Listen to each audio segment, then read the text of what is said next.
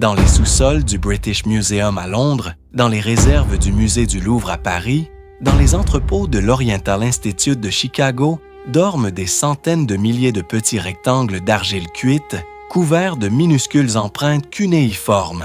La plupart d'entre eux ne sont pas des hymnes religieux, pas des épopées héroïques, pas des listes de rois ou de batailles. Ce sont des contrats de prêt, des reçus de dépôt, des actes de société commerciale, des relevés de comptes, des reconnaissances de dettes avec clauses de remboursement et taux d'intérêt précisément spécifiés, des lettres de change permettant à un marchand de Babylone de récupérer des marchandises à Nippur sans transporter physiquement de l'argent sur des routes dangereuses.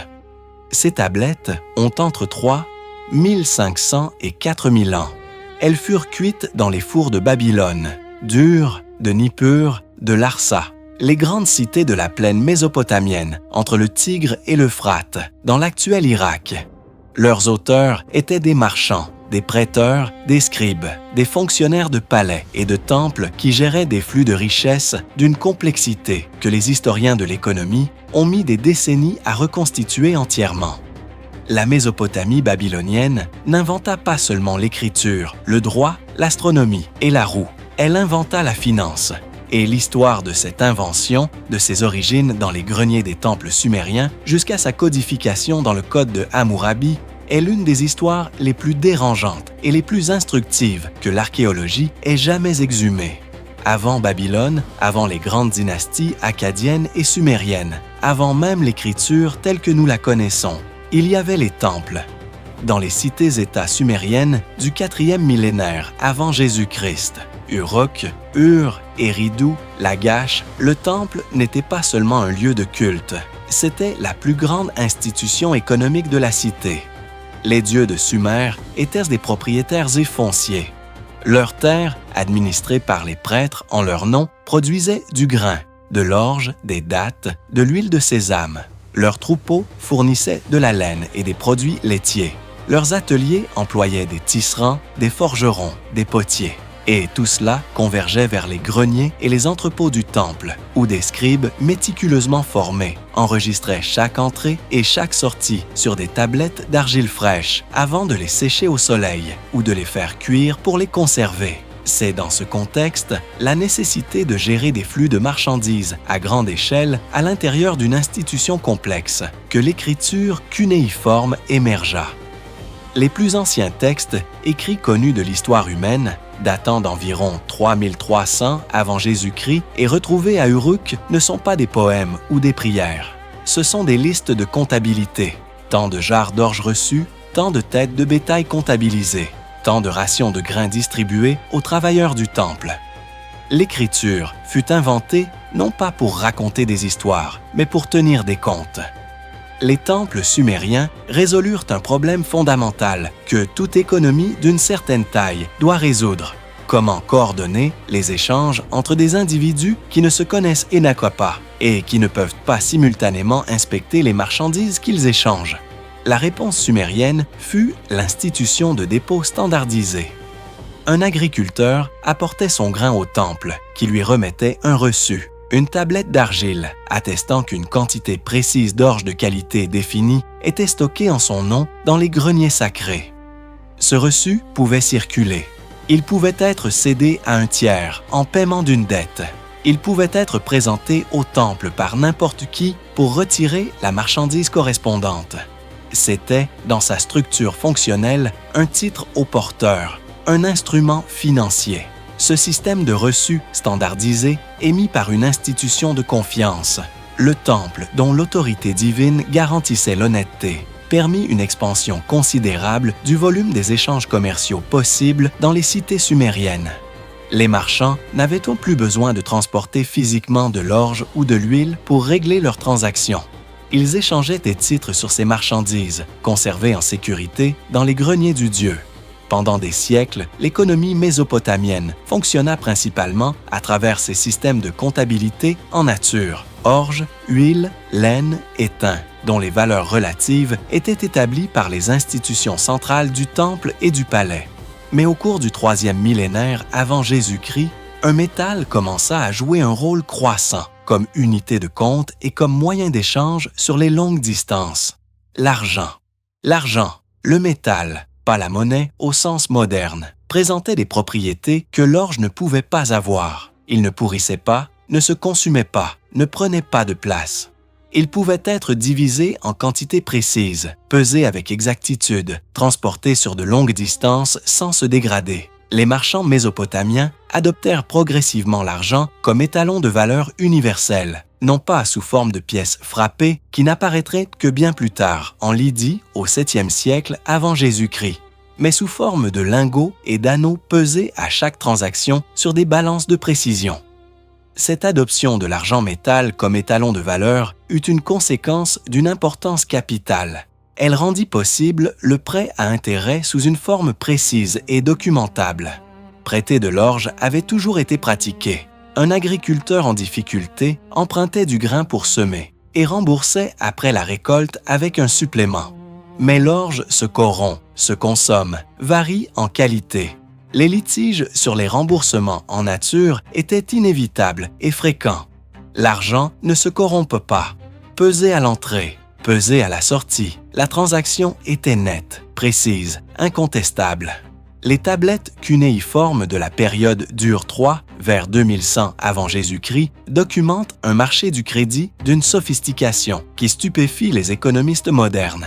Des prêts à court terme pour financer des expéditions commerciales. Des prêts à long terme pour l'acquisition de terres ou d'ateliers. Des prêts à taux fixe, généralement autour de 20% annuels pour l'argent, 33% pour l'orge, dont les conditions étaient précisément stipulées sur des tablettes cosignées par le prêteur, l'emprunteur et des témoins, puis conservées dans des enveloppes d'argile, scellées du sceau des parties. Ces enveloppes, les premières archives juridiques contractuelles de l'histoire, constituaient une preuve inaltérable des termes de l'accord, à une époque où toute falsification du document interne aurait nécessité de briser l'enveloppe extérieure, révélant immédiatement la fraude. Vers 1900 avant Jésus-Christ, une découverte archéologique d'une importance exceptionnelle illumine l'histoire de la finance mésopotamienne. Les archives de Kanesh, retrouvées dans ce qui est aujourd'hui la ville de Kültepe en Turquie centrale. Kanesh était un comptoir commercial, un carum, établi par des marchands de la ville assyrienne d'Assur sur les hauts plateaux anatoliens. Ces marchands transportaient depuis Assur de grandes quantités d'étain et de tissus de qualité, dont l'Anatolie était dépourvue, et revenaient avec de l'or et de l'argent anatolien en quantité qui faisait d'Assur l'une des cités les plus prospères de son temps. La distance entre Assur et Kanesh était d'environ 1200 km, traversant des déserts, des montagnes et des territoires politiques multiples. Les convois voyageaient pendant des semaines, exposés aux bandits, aux intempéries et aux exigences fiscales des princes locaux. Pour gérer ce commerce à longue distance, les marchands assyriens développèrent un système de correspondance commerciale et de délégation financière d'une sophistication remarquable. Un marchand d'Assur pouvait confier de l'argent à un associé se rendant à Kanesh avec instruction d'acheter tel ou tel type de marchandises et de rembourser les investisseurs à son retour avec une part convenue des bénéfices. C'était une société en commandite, un accord par lequel un investisseur passif fournissait le capital et un partenaire actif fournissait le travail et le savoir-faire commercial, en partageant les profits selon des termes négociés et consignés par écrit. Les archives de Kanesh contiennent plusieurs milliers de tablettes cunéiformes qui documentent ces transactions avec une précision bureaucratique fascinante. On y trouve des lettres commerciales dans lesquelles des marchands donnent des instructions précises à leurs associés sur les prix à accepter, les marchandises à éviter, les partenaires commerciaux de confiance et ceux à fuir. On y trouve des relevés de comptes comparables dans leur structure à des bilans comptables modernes, distinguant les actifs, les dettes et les bénéfices nets. On y trouve des lettres de change, des instructions écrites permettant à un marchand de Kanesh de récupérer des fonds auprès d'un tiers à Assur, sans que personne n'ait eu à transporter physiquement de l'argent sur les routes dangereuses entre les deux cités. Ce dernier instrument, la lettre de change, est d'une importance capitale dans l'histoire de la finance. Elle permit pour la première fois de séparer le flux d'informations commerciales du flux physique de métal précieux. Un marchand pouvaient conduire des affaires à 1000 km de distance en envoyant des tablettes d'argile plutôt qu'en transportant de l'argent. Le crédit, la confiance dans la promesse future d'un tiers, devenait un substitut fonctionnel aux espèces métalliques dans les transactions commerciales à longue distance. En 1754 avant Jésus-Christ, le roi babylonien Hammurabi fit graver sur une stèle de diorite noire de 2,20 mètres les 282 lois de son code, le corpus juridique le plus complet et le mieux préservé de l'Antiquité proche orientale. La stèle, découverte à Suse en 1901 et aujourd'hui conservée au Louvre, est généralement citée pour ses lois pénales, la lex talionis, l'œil pour l'œil. Mais la majorité de ces articles concernent autre chose, le commerce, le crédit, les contrats, la propriété. Hammurabi ne créa pas la finance babylonienne. Elle existait depuis des siècles avant lui. Ce qu'il fit fut de la codifier, de fixer en droit écrit les règles et les limites d'un système qui avait fonctionné jusqu'alors sur la base de la coutume, de la réputation et de la jurisprudence locale. Cette codification révèle, dans le détail de ces articles, l'état d'une économie financière, d'une complexité stupéfiante pour le milieu du deuxième millénaire avant Jésus-Christ. L'article 48 du Code traite des prêts agricoles en cas de mauvaise récolte.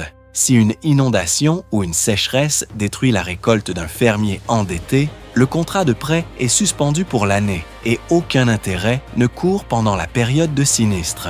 C'est une clause de force majeure insérée dans un code juridique, un mécanisme de protection de l'emprunteur contre les catastrophes naturelles qui reconnaît implicitement que les risques agricoles sont extérieurs à la responsabilité du débiteur. Les articles 100 à 107 réglementent en détail les sociétés commerciales entre marchands, les tamkarum, et leurs agents voyageurs, les shamalum. Le tamkarum fournissait le capital, le shamalum effectuait les voyages commerciaux. À son retour, l'agent remettait au principal le capital initial, plus une part convenue des bénéfices. Si l'agent perdait les marchandises dans un accident, naufrage, attaque de bandits, il était déchargé de sa responsabilité à condition de pouvoir en attester sous serment. Si en revanche, il perdait les marchandises par négligence ou malhonnêteté, il devait rembourser le triple de la valeur perdue. Ces règles distinguaient explicitement le risque commercial normal, qui était partagé entre l'investisseur et l'agent, du risque moral lié à la faute de l'agent, qui incombait entièrement à ce dernier. C'est une structure de partage du risque d'une logique économique irréprochable. Les articles relatifs au dépôt, articles 120 à 126, établissent les règles de la garde de valeur. Un dépositaire qui niait avoir reçu un dépôt en l'absence de témoin était passible d'une amende du double de la valeur du dépôt. Un dépositaire qui utilisait les biens confiés à des fins personnelles sans autorisation du déposant était coupable d'un crime assimilé au vol. Ces règles constituaient le cadre juridique d'une activité bancaire de dépôt, la conservation de valeurs appartenant à des tiers avec obligation de restitution. Les textes juridiques du Code de Hammurabi décrivent le cadre. Les archives privées découvertes par les archéologues révèlent la réalité concrète de ce cadre en action, et cette réalité est encore plus remarquable.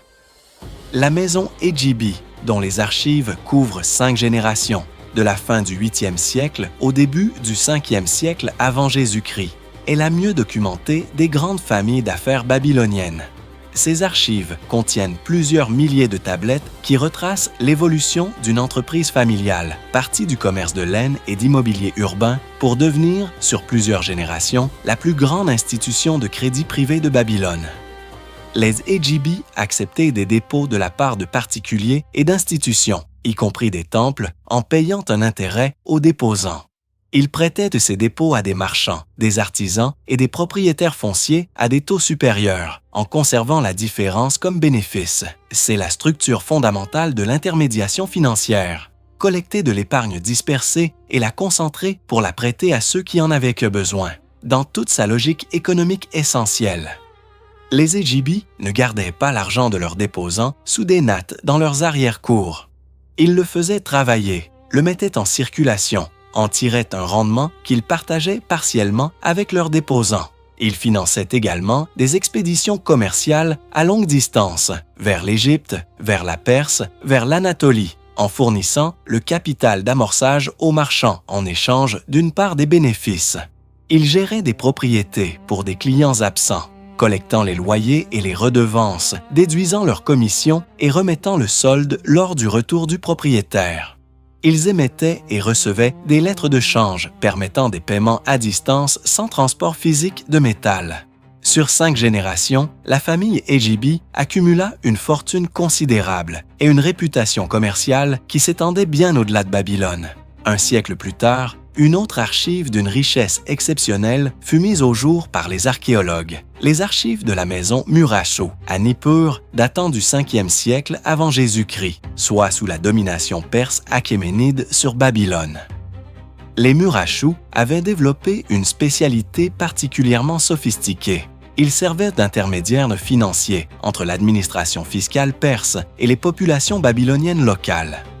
Les Perses percevaient leurs impôts en argent, métal, mesurable et non périssable. Mais de nombreux petits exploitants agricoles babyloniens ne disposaient pas d'argent liquide. Ils avaient du grain, des dattes, de la laine, mais pas de métal précieux.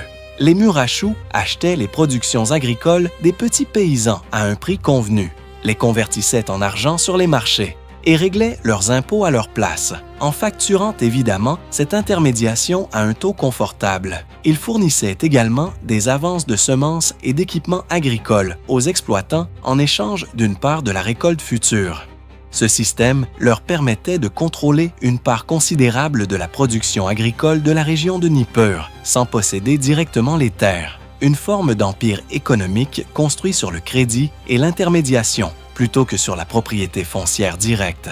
En 539 avant Jésus-Christ, Cyrus, le grand de Perse, entra dans Babylone sans combat. La ville se rendit, les prêtres de Marduk ouvrirent les portes, et l'empire néo-babylonien cessa d'exister. Ce changement politique radical ne mit pas fin au système financier babylonien. Il le transforma.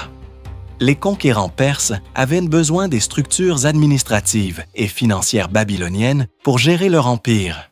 Les maisons bancaires, comme les Ejibi et les Murashot, continuèrent de fonctionner sous la domination achéménide, adaptant leurs pratiques aux nouvelles réalités politiques et fiscales.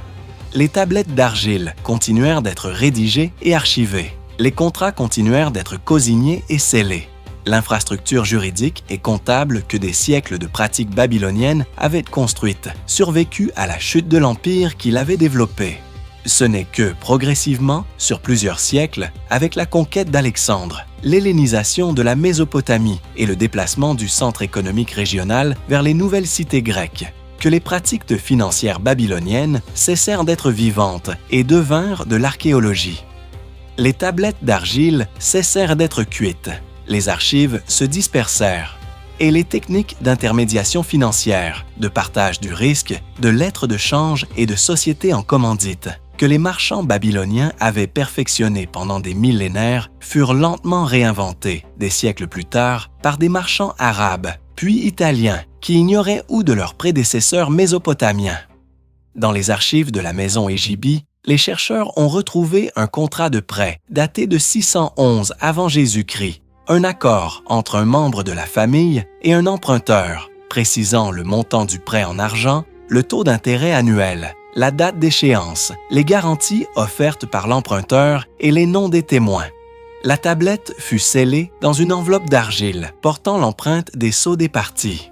Elle fut classée dans les archives de la famille.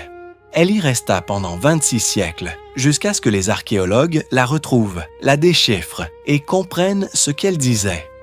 Ce contrat, dans sa structure fonctionnelle, n'est pas fondamentalement différent d'un contrat de prêt ordinaire du monde médiéval ou renaissant. Il précise les mêmes informations, protège les mêmes intérêts, répond aux mêmes questions. La logique du crédit, prêter de la valeur, présente contre la promesse de valeur future augmentée d'un intérêt compensant le risque et le délai, fut découverte une fois dans les greniers des temples sumériens de la plaine mésopotamienne et ne fut jamais réellement perdue. Elle fut simplement oubliée pendant quelques siècles et réinventée par des hommes qui ne savaient pas qu'ils répétaient ce que Babylone avait déjà fait. L'histoire de la finance babylonienne est l'histoire d'une intelligence économique extraordinairement précoce, née non pas de théories abstraites, mais de la nécessité concrète de gérer des flux de richesses dans des sociétés complexes. Et les tablettes d'argile qui en témoignent, empilées dans les réserves des musées du monde entier, sont parmi les documents les plus révolutionnaires que l'histoire ait conservés.